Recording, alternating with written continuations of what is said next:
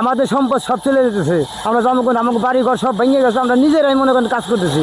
টিউনের সব এর আগে আসলো ওজন বস্তা ফালাইতে মানে, তো ওই 2 হ্যান্ড বস্তা ফালাই তুইছিল তলে, আর ফালাই নাই। তাহলে আমাদের কীভাবে রক্ষা হবো? এখানে যদি তারা বস্তা দেয় 2-1 দিনের মধ্যে, তাহলে আমার মন্দির থাকবো, নাহলে থাকবো না। তারা কোনো উদ্যোগ নেয় না, বিআরডব্লিউটিসির চেয়েও নেয় না, টিউনও সবও নেয় না।